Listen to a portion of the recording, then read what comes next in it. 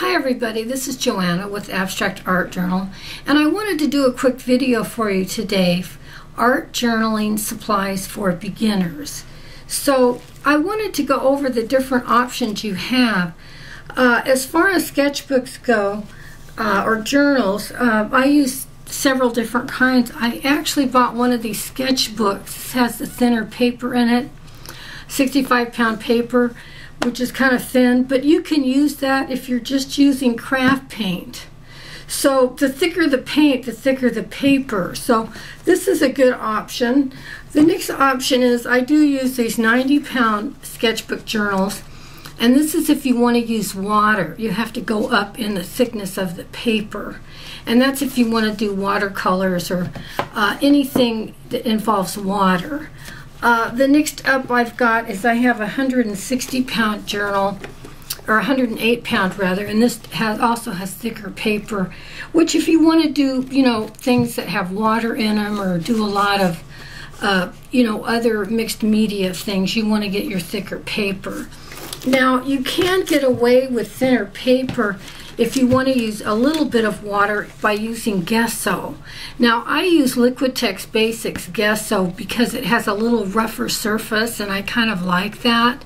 There are different brands that you can try. You don't really need this unless you're going to be using water, I don't feel.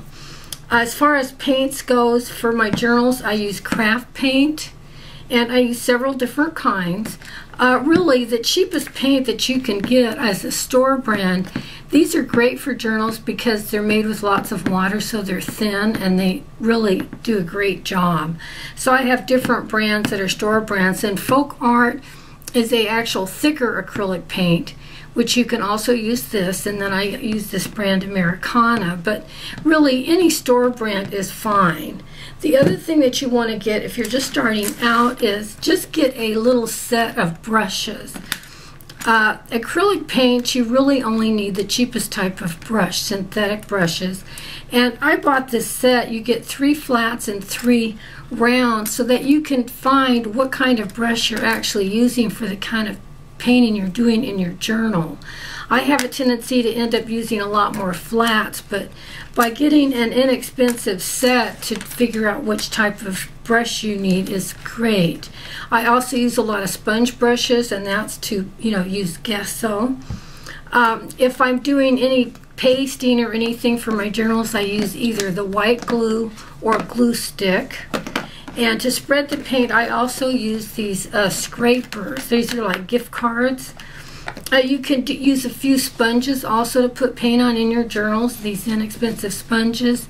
And then you probably have some of this bubble wrap at home.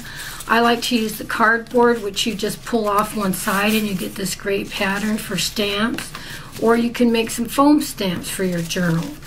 The other thing that you're going to have at home is bottle caps to make circles in your journal, and cups, which also are great for making circles. So really, you just need your paint, your paper, and some brushes to get started and get your craft paint. The more expensive type paint really is for canvas, so I think you'll be happy with that. But hope that helps you get started with just a minimum of supplies to start art journaling.